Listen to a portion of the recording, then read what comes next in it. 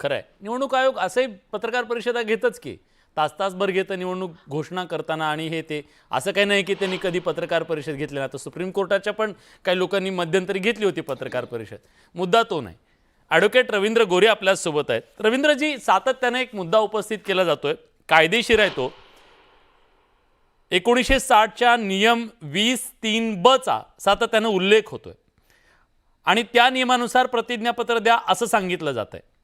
जरा प्रेक्षकांना सांगा, हा नियम काय आहे, तो नियम काय सांगतो आणि ते किती बंधनकारक आहे आणि कशासाठी वापरला जातो ते पण सांगा. ही जी पूर्ण कॉन्ट्रोवर्सी आहे त्याची सुरुवात झाली राहुल गांधींची प्रेस कॉन्फरन्स आणि नंतर निवडणूक आयोगाने त्यांना दिलेला नोटीस.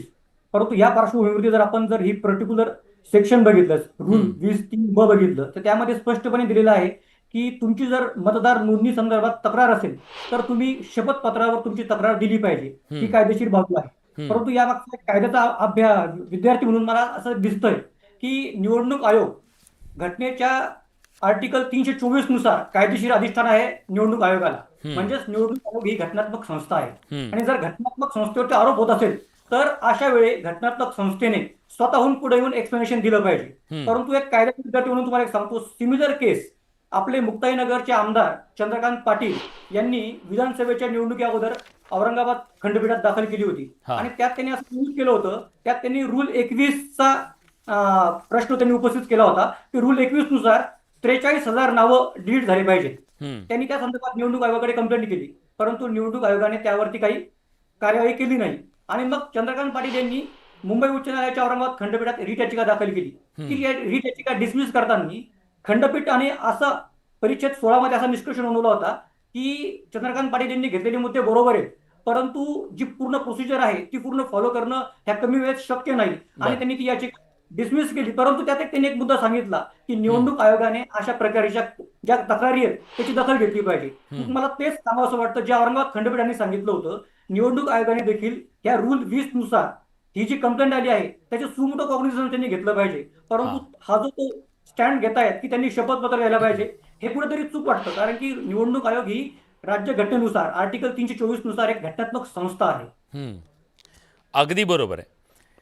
मग बोंडे सर, मला तुम्हाला हेच विचारायचं आहे, हा प्रश्न तुम्ही सत्ताधारी आहात म्हणून तुमच्याबद्दलचा नाही आहे, ते विरोधक आहेत म्हणून त्यांच्याबद्दलचा नाही आहे. हा प्रश्न सामान्य जनतेच्या मताचा आहे. हा प्रश्न सामान्य जनतेच्या मतावरच्या विश्वासाचा आहे आणि पर्यायानं तो लोकशाहीच्या वरचा विश्वासाचा मुद्दा आहे. अशा प्रकारे जर त्या व्यवस्थेवर प्रश्नचिन्ह उपस्थित असेल तर त्यांनी स्वतःहून पुढे येऊन, आम्ही बघा कुठेही डाग नाहीये, काय हवंय ते घ्या, हे घ्या, हे घ्या. आता तुमच्याबद्दल कोणी प्रश्न विचारला, तुम्ही उत्तर देणार, स्पष्टीकरण देणार. हे का होत नाहीये हा जनतेचा सवाल आहे.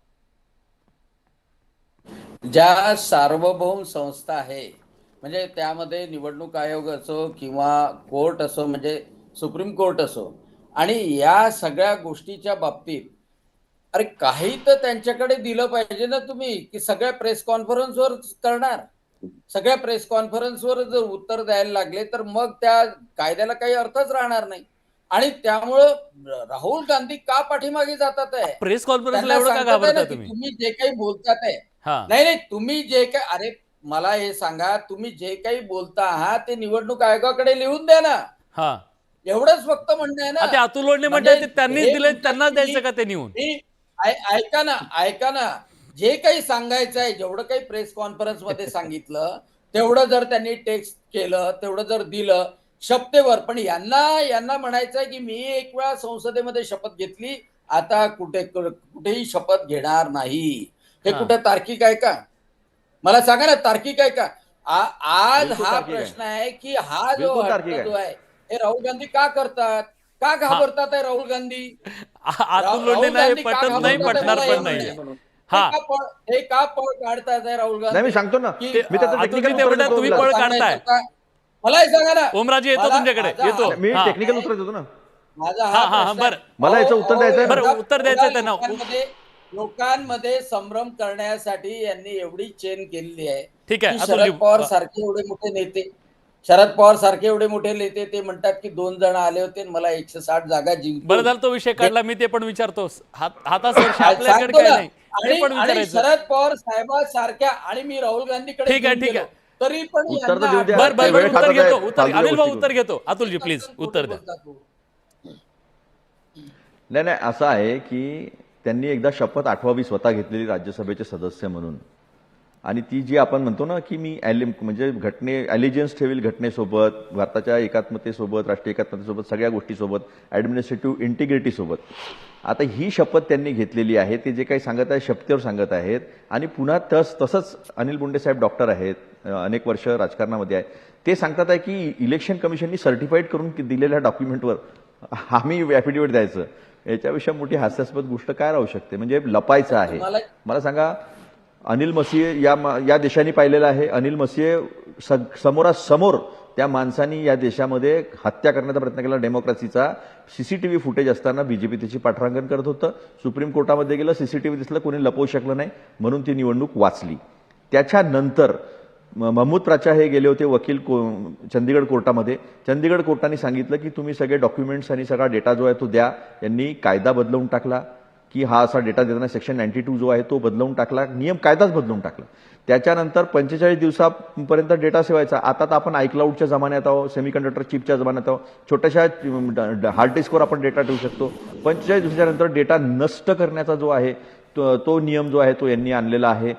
24 मार्च 2025 रोजी यांनी एक GR काढला होता इलेक्शन कमिशननी. त्यांनी सांगितलं की आम्ही वोटर लिस्ट ज्या आहे त्या व्हेरीफाय करू, क्लीन करू, प्युरिफिकेशन करू.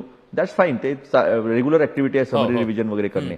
25 मेला असं काय होतं हो? कारण राहुल गांधींच्या सर्वे आला, एक मोठा चॅनल आहे, त्यांनी सर्वे केला. 49% राहुल गांधींना पॉप्युलॅरिटी, 32% नरेंद्र मोदींची पॉप्युलॅरिटी. हा एवढा डिफरन्स पाहिल्यावर तो तर सर्वे दाबलाही. आम्ही त्याच्यावर चर्चा केली, तो त्याच वेळेस दाबलाही गेला. आणि लागलीच 25 मेलांना साक्षात्कार झाला यांनी, आणि इंटेन्सिव्ह जे आहे ते रिव्हिजन त्यांनी सुरू केलं. SIR जे आहे ते स्पेशल इंटेन्सिव्ह रिव्हिजन सुरू केलं. स्पेशल इंटेन्सिव्ह रिव्हिजन केलं पाहिजे विलास, त्याला कोणाचा विरोध नाही आहे. पण मग तुम्ही 1 वर्षाची लागणारी ऍक्टिव्हिटी तुम्ही एका महिन्यात कसं करणार आहे हो? आज जे गडबड सुरू आहे की BLOs बिचारे कामाच्या प्रेशरमध्ये स्वतःच्या नोकरीसोबत खेळत आहे. फॉर्म आपलं स्वतःच भरून देत आहेत. गडबड घोटाळ्याचे फॉर्म जे आहे, अजित अंजुमनी ऑन रेकॉर्ड सगळं सुप्रीम कोर्ट समोर ठेवलेलं आहे. सुप्रीम कोर्टाचं निवडणूक आयोग ऐकत नाहीये. हे पाठ दाखवणं, हे पळणं म्हणजे तुम्ही सरळ सरळ मतचोरी करत आहात. तुम्ही लोकशाहीचा गळा घोटत आहात. आणि त्याचं जर समर्थन कोणी करत असेल तर आज मजा येऊन गेली, कारण सरकार आहे. शेवटची 2 मिनिटं राहिली. जनता रस्त्यावर येईल ना, तेव्हा कळेल की ठीक आहे. काय परिणाम होतो. अतुलजी शेवटची 2 मिनिटं राहिलेत. मला